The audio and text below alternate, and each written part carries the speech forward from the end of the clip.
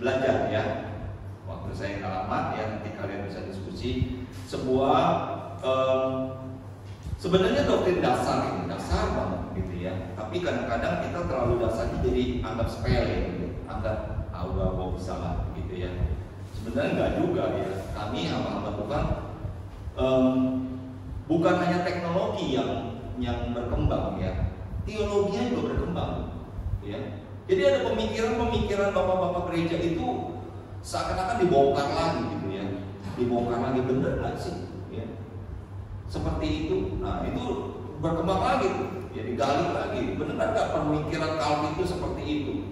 Wah ini seru jadinya ya. Nah hari ini kita akan sama-sama belajar tentang inisiatif ya, inisiatif keselamatan. Dasar dari firman Tuhan, mari kita sama-sama buka dari Kejadian pasal yang ketiga, ayat yang 8, 9, 10 ya. Ya. Ini ayatnya ya. Kita berpisah dari situ ya. Kejadian pasal 3, 8, 9, 10 ya. Karena ayatnya sedikit ya, 8 dari pas ya, 9 terus 10 kita sama-sama ya. 9 yang laki-laki ya. Oke, 8, 2, 3 lady first. Ketika ayo 1, 2, 3.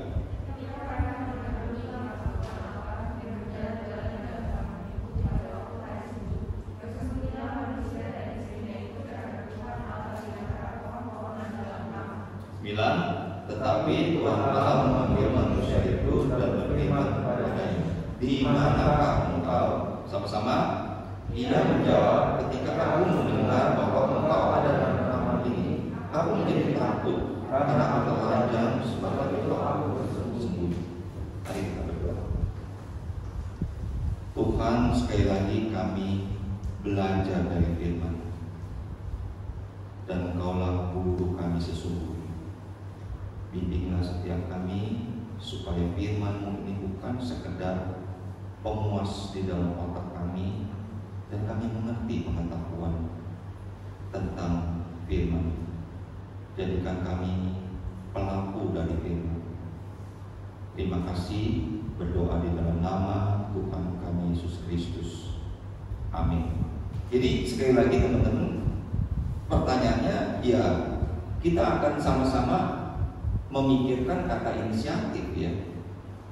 Inisiatif itu apa gitu? Ya, ini pertanyaan dasar banget. Inisiatif. Lu inisiatif dong. Gitu ya. Lu kalau main inisiatif ini susah nih, inisiatif dong. Bos ngomong begitu sama karyawannya. Bahkan di antara kita juga ya, kami juga sering inisiatif dong Pak. Ya, inisiatif. Apa sih inisiatif? Ya. Kalau nggak ngomong, kalau nggak dikerjakan, nggak gerak. Singkat kata kayak gitu, ya. Kalau nggak ada yang bergerak, nggak ada yang bergerak. Jadi kayak begini, ya. Dari kata inisiatif, yang dimaksud memulai di sini adalah tindakan awal. Perhatikan kata awal. Yang diambil oleh seseorang sehingga suatu pekerjaan dapat terlaksana. Artinya kalau orang itu tidak melakukan itu, tindakan awal itu, maka tidak ada yang terlaksana. Ya, sederhananya kayak gitu. Nah, teman-teman yang dikasih Tuhan, kalau bicara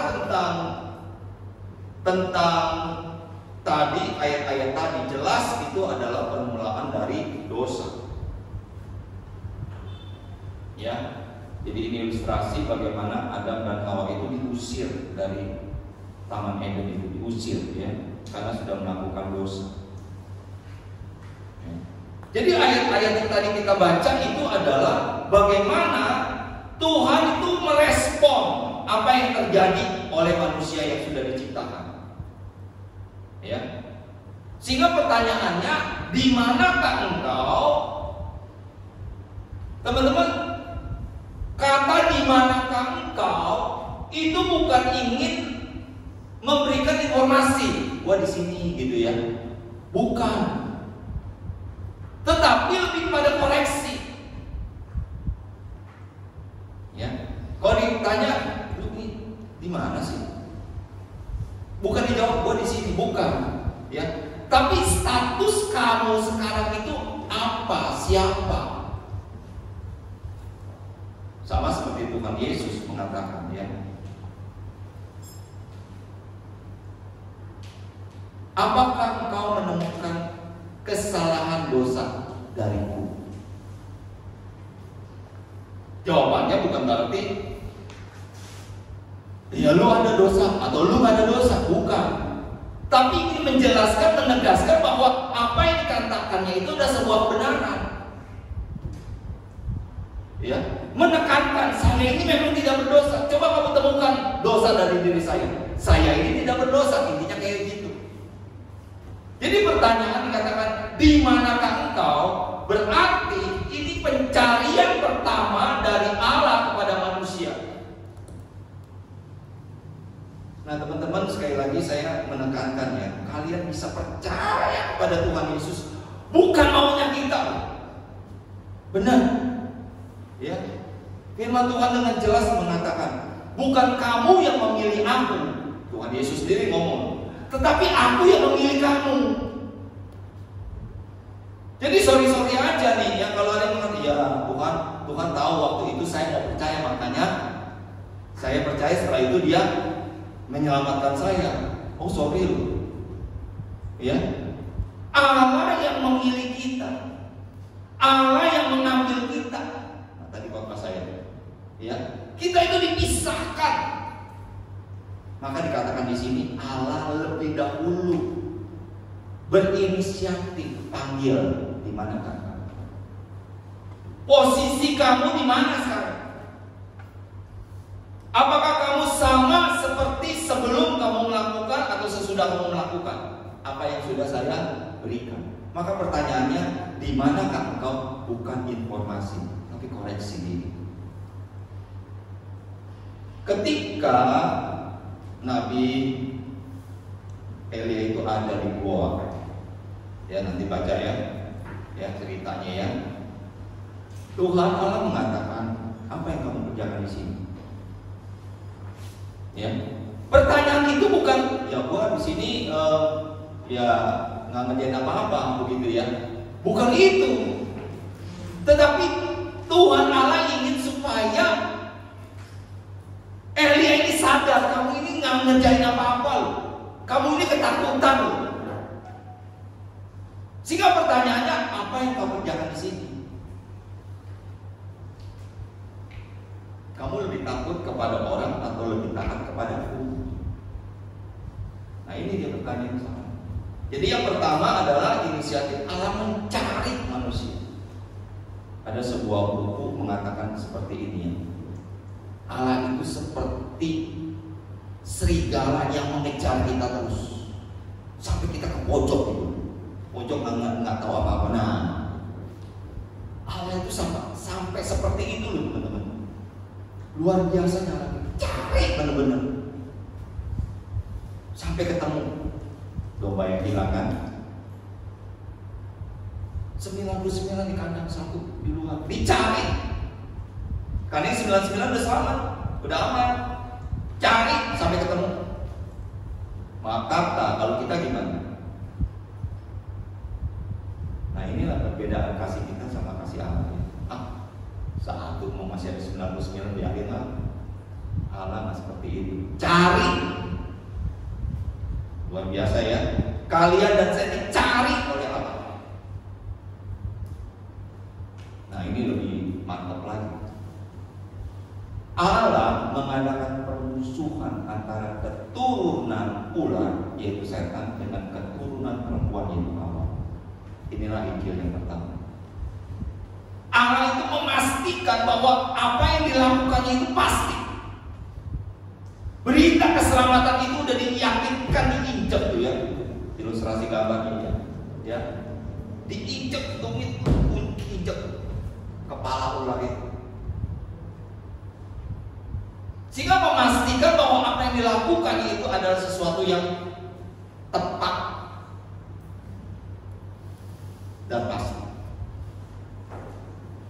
Gospel, keselamatan yang pertama.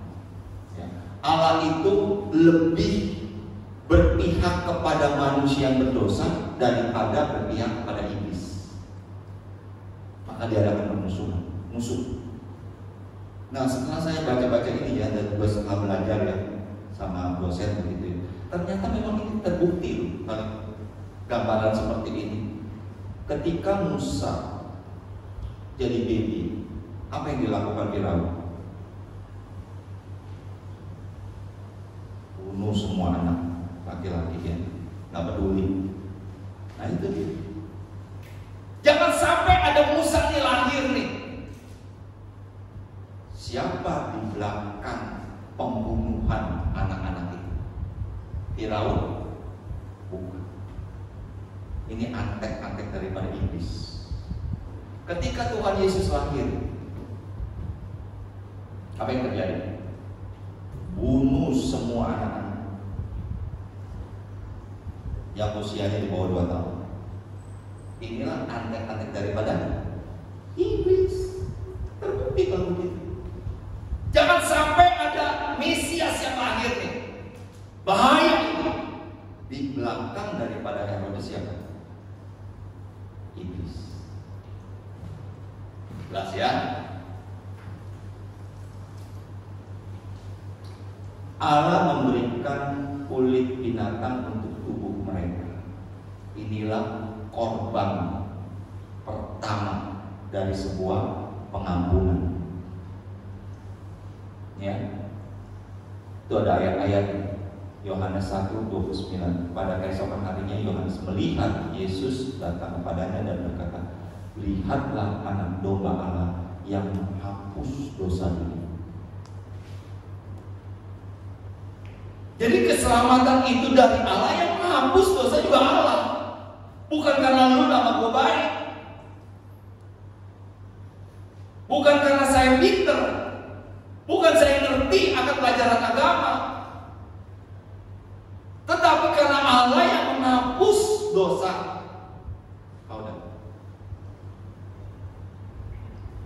Sehingga kalau kita lihat di dalam Ibrani pasal yang ke-9:22, dan hampir segala sesuatu disucikan menurut Taurat dengan darah, dan tanpa penumpahan darah tidak ada pengampunan. Jadi perlu ada yang dikorbankan memang, ya. Perlu ada yang berkorban. Biji gandum itu harus mati dulu, baru tumbuh. Logikanya bagus ya, ya. Biji gandum itu harus mati dulu, baru tumbuh. Kayak jagung gitu ya. Jagung taruh tek. Ya. Sekali waktu ya, ini sih sebuah cerita dongeng. Ya, ada raja yang pengen menggantikan posisinya. Dia mencari orang-orang yang jujur. Ya. Dikasih jagung sama rakyat yang mau, ya. Yang bisa tumbuh hebat, gitu ya, kasih jagung. Ya. Berapa datang tumbuh, ya. Jagungnya tumbuh. Ternyata katanya rajanya itu pintar. Jagungnya sudah dimasak dulu. Ya, ini sebuah cerita ya. Jadi nggak tumbuh, yang tumbuh itu pasti bohong. Ah, kamu bohong nih. Wah, saya tumbuh nih. Ya bagikan aja, saya jadi berhak mendapatkan warisan apa begitu ya. Ah, kamu penipu kamu. Jadi perlu ada yang berkorban, baru pelaksana akan inisiatif. Dan yang lebih hebat lagi, teman-teman, Yesuslah yang berkorban. Ini kemarin Wandi bilang, heran ya, Tuhan Yesus sebagai imam, dia juga sebagai dombanya. Kebayangan saudara? Ya, dia sebagai imam, tetapi dia juga sebagai dombanya. Nah itu gimana tuh? Memastikan bahwa dombanya itu adalah dombanya dirinya sendiri. Ya. Kalau kalian baca di dalam Ibrani ini, nggak mungkin darah lembu sapi itu menghapuskan dosa manusia, nggak mungkin. Maka yang memungkinkan adalah Yesus, domba Allah. Tadi baru dinyanyiin. Kalau begitu, maka keselamatan itu begitu luar biasa, teman-teman. Begitu ya dan amin. Maka tidak ada keselamatan di luar daripada ini. Kalau begitu dong, logikanya ya kan? Nggak ada. Lu mau cari di mana?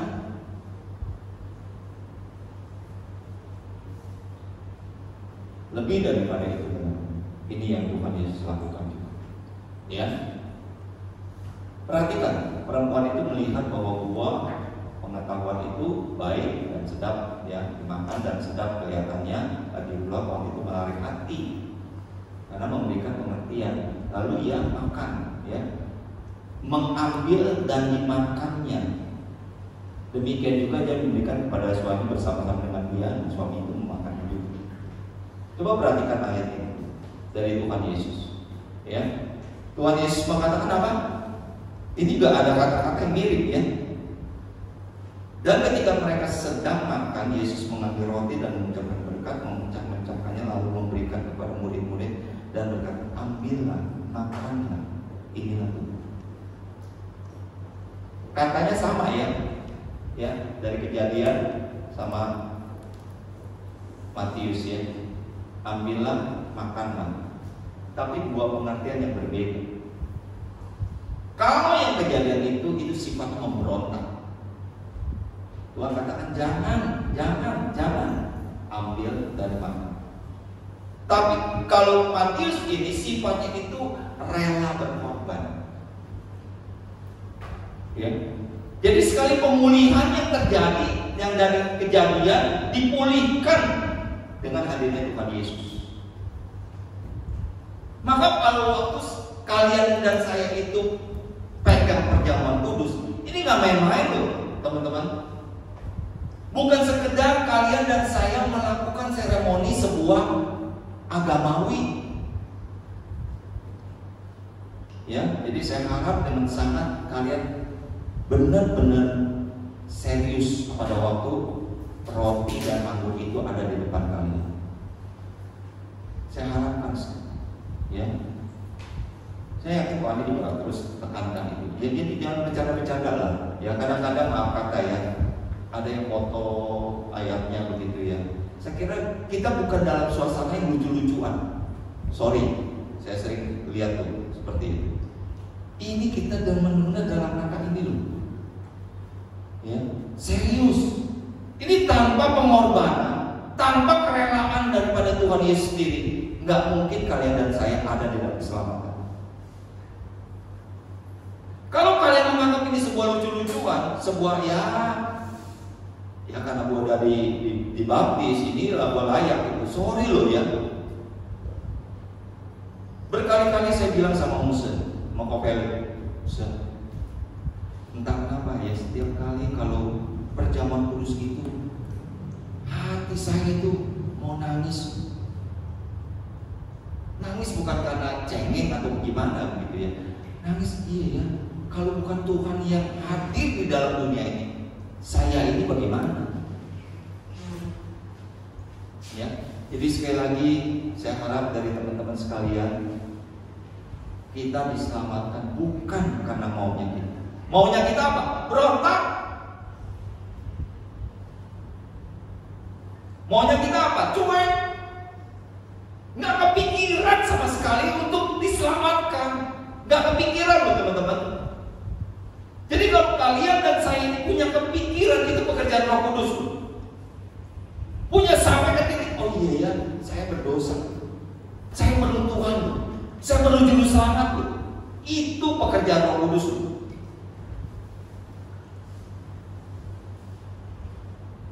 Dan kalau kalian sampai bisa melayani, wah itu lebih luar biasa ya.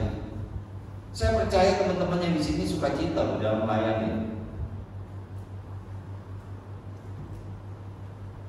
Mereka benar-benar merasakan, iya Tuhan, sebagai rasa syukur saya mau melayani.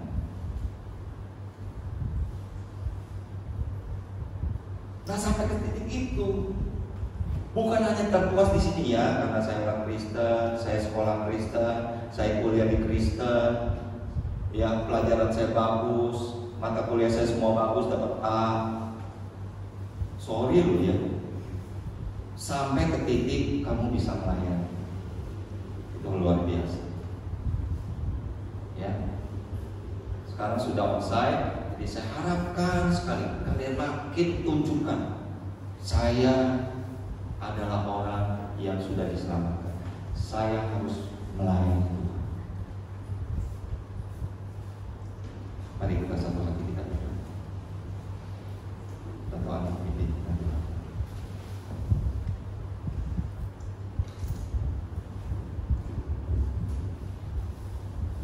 Bapa di dalam surga, kami bersyukur Tuhan, tak kalah kami manusia hilang tersesat di dalam dosa, Tuhan berinisiatif mencari kami. Tuhan bahkan memastikan ada pemusuhan, ada perpisahan dengan si jahat, dan Tuhan juga memberi korban, mengorbankan sesuatu untuk menyelamatkan kami, dan pada akhirnya mengorbankan diri. Tuhan, kami bersyukur untuk inisiatif tindakan Tuhan yang mengawali, yang sudah memberi kami anugerah ini. Terpujilah nama Tuhan. Bagaimana kami meresponinya, inilah yang kiranya boleh kami diskusikan dan kami renungkan bersama-sama, bahkan kami lakukan di dalam diri kami. Terima kasih Tuhan untuk firman-Mu.